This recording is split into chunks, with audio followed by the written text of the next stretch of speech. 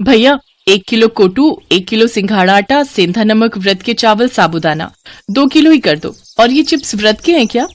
हाँ बहन जी, ये आगे सारा माल व्रत के लिए ही है। तो ये व्रत की नमकीन, चिप्स, पापड़ ये सब भी 5-5 पैकेट कर ही दो। अरे गायत्री, तू कुछ खरीद नहीं रही? तूने भी तो नवरात्रि व्रत रखे है ना? नहीं भाभी, व्रत में ये और मैं इतना कुछ नहीं खा पाते हैं। बस थोड़े से आलू ले लूंगी, वही उबाल लूंगी। अच्छा चल ठीक है भैया, ये सामान पैक कर दो और ये आपके पैसे। गायत्री, ये 2 थैले तू उठा लेगी क्या? हाँ भाभी, लाओ ये सामान मुझे पकड़ा दो। बस त्योहार आने की देर है, पर्स खुल ही जाता है। मैंने तो तुम्हारे जेठ जी से कल ही 20,000 रुपए अलग ले लिए थे कि नवरात्रि पूजन के लिए काम आएंगे। कन्या पूजन में बांटने के लिए सामान भी तो लेना है। गायत्री, एक काम कर, जरा वो सामने बर्तन की दुकान पर चलते हैं। सोच रही हूँ कन्याओं को स्टील की डिबिया बांट दूंगी। भैया, ये 1 दर्जन डिब्बी का सेट दे दो। गायत्री, तू कुछ खरीदेगी कन्याओं को देने के लिए? नहीं भाभी, अभी नहीं, आप खरीद लो। अच्छा चल, मेरी तो नवरात्रि की शॉपिंग हो गई। ले पकड़ ये थैले। रिक्शा भी नहीं मिल रहा है, जरा देख वहां रिक्शा कोई नजर आता है तो। मैं तो बहुत थक गई हूँ। सुधा और गायत्री दोनों देवरानी जेठानी थी। सुधा गायत्री की जेठानी थी। उसके पति महेश की कपड़े की दुकान थी। पैसा भी अच्छा खासा था, काफी अमीर थी सुधा। इसके विपरीत गायत्री का पति रमेश किराए का ऑटो चलाता था और गायत्री घरों में सफाई बर्तन का काम करती थी। गायत्री और रमेश दोनों मिलकर ही घर का खर्चा चलाते थे। सुधा गायत्री का बहुत फायदा उठाती थी। गायत्री सुबह शाम घरों में काम करती तो दोपहर के समय सुधा अपने साथ काम पर लगा लेती। वो बेचारी जेठानी को मना भी नहीं कर सकती थी। दोनों के घर पास थे, इसीलिए सुधा अक्सर गायत्री को काम के बहाने बुला लेती थी।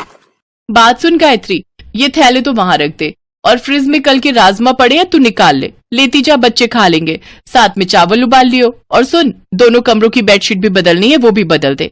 तकिए की कवर नए चढ़ा दे, मैं पलंग पर ही निकाल कर रखाई हूँ। इतने दिन से काम में ही लगी रहती हूँ, इसलिए हाथ ही नहीं पड़ रहा।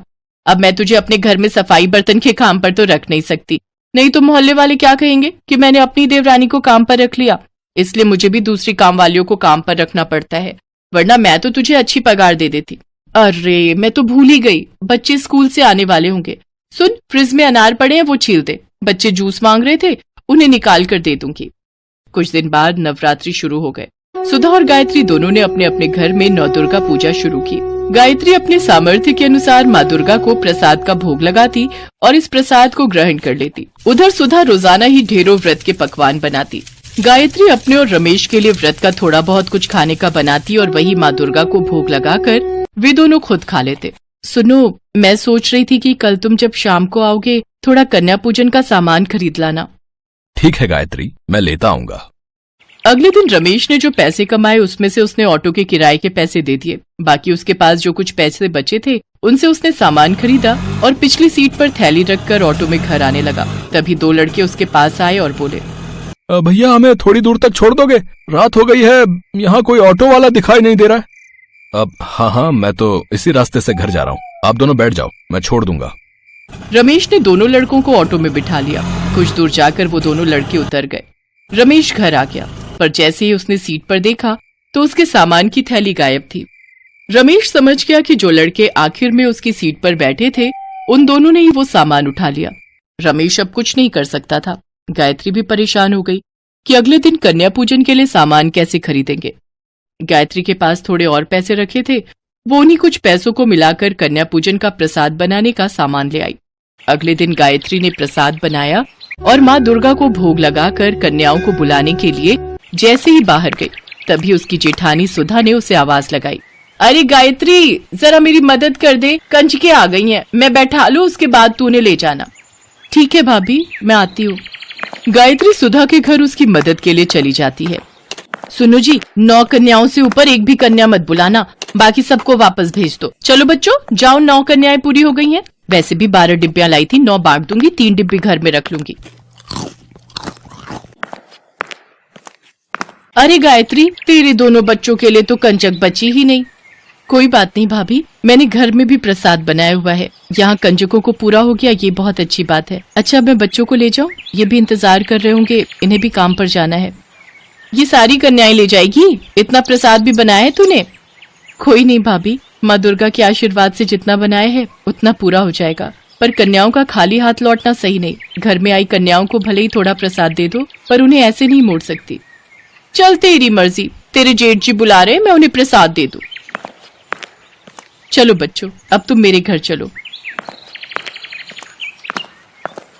चलो बच्चों, अब तुम मेरे घर चलो। सोनू, राधिका, सब बच्चों को घर के अंदर लेकर चलो। गायत्री, इतना प्रसाद पूरा हो जाएगा, कन्याएं बहुत सारी आ गई हैं। माँ दुर्गा की इच्छा होगी तो जरूर पूरा होगा। सोनू, राधिका, बच्चों से जयकारा बुलवाओ। गायत्री के दोनों बच्चे सोनू और राधिका माँ दुर्गा के नाम का जयकारा लगाते हैं। गायत्री और रमेश भी बच्चों के साथ माँ दुर्गा के नाम का जयकारा लगाते हैं। जयकारा शेरा वालिदा, बोल साचे दरबार की जय। जयकारा शेरा वालिदा, बोल साचे दरबार की जय। गायत्री माँ दुर्गा का नाम लेकर घर में आई सभी कंजकों के लिए प्रसाद निकालने लगती है। तभी कुछ साधु संत भी द्वार पर आ जाते हैं। बेटी, दुर्गा अष्टमी का दिन है, साधु बाबा को माँ दुर्गा का प्रसाद दो। अब गायत्री, द्वार पर साधु संत महात्मा आए हैं, कन्याओं के लिए भी प्रसाद निकालना है, अब सब कैसे होगा? हे दुर्गा माँ, आप तो अंतर्यामी हो, मैं आपका नाम लेकर प्रसाद सब में बांट रही हूँ, मेरे प्रसाद में बरकत देना। जय दुर्गा मैया। गायत्री की प्रार्थना माँ दुर्गा तक पहुँचती है और माँ दुर्गा अपने चमत्कार से गायत्री के द्वारा दुर्गा अष्टमी के लिए बनाए गए प्रसाद में बढ़ोतरी करने लगी। इधर गायत्री बर्तन में से हलवा पूड़ी चने निकालती तो उधर माँ दुर्गा अपने चमत्कार से बर्तनों को फिर से भर देती। गायत्री मन ही मन बहुत खुश थी। खूब अच्छे से गायत्री और महेश ने कन्या पूजन किया, साथ ही सब साधु संतों ने भी भरपेट प्रसाद खाया। सभी भोजन से तृप्त होकर गायत्री के परिवार को आशीर्वाद देकर खुशी खुशी गए। हे दुर्गा माँ, मैं जानती हूँ ये सब आपके ही आशीर्वाद का फल है। आपके चमत्कार से मेरे बर्तन खाली ही नहीं हुए, प्रसाद से भरे रहे। सुनो जी, माँ दुर्गा की शक्ति अपार है, देखो बर्तनों में अभी भी प्रसाद बाकी है। हाँ गायत्री, तुम ठीक कह रही हो, आज माँ दुर्गा ने कोई चमत्कार जरूर किया है, तभी थोड़ा सा प्रसाद इतना ज्यादा हो गया। सुनो, तुम और बच्चे मिलकर प्रसाद खाओ, तब तक मैं भाभी को भी थोड़ा प्रसाद देकर आती हूँ। गायत्री टिफिन भरकर प्रसाद जब सुधा के घर ले गई तो सुधा प्रसाद देखकर हैरान रह गई। गायत्री, तेरा थोड़ा सा प्रसाद इतना हो गया कि तू मुझे भी देने आ गई, ये तो बहुत चौंकाने वाली बात है। मैंने तो इतना ढेर सारा प्रसाद बनाया, फिर भी हम घर के लोगों को ही पूरा नहीं पड़ा। कुछ लोग प्रसाद मांगने आए तो मैंने उन्हें खाली हाथ ही लौटा दिया। तेरा थोड़ा सा प्रसाद कैसे पूरा हो गया? हाँ भाभी, सब माँ दुर्गा की कृपा से ही हुआ है। अच्छा मैं चलती हूँ, आप सब ये प्रसाद खा लेना। गायत्री सुधा को प्रसाद देकर घर लौट आती है। उस दिन माँ दुर्गा के चमत्कार से सचमुच गायत्री के घर के भंडार भर गए। धीरे धीरे रमेश के काम में भी वृद्धि हुई और अब उनकी आर्थिक स्थिति में भी सुधार हो गया। इन सब के पीछे एक ही वजह थी और वो ये कि गायत्री ने निस्वार्थ भावना से सच्चे मन से नवरात्रि व्रत किए और दुर्गा अष्टमी की पूजा की। भगवान तो प्रेम के भूखे होते हैं। जो भी भक्त प्रेम और श्रद्धा से भगवान के नाम का पूजन करता है, भगवान उस भक्त से बहुत प्रसन्न होते हैं।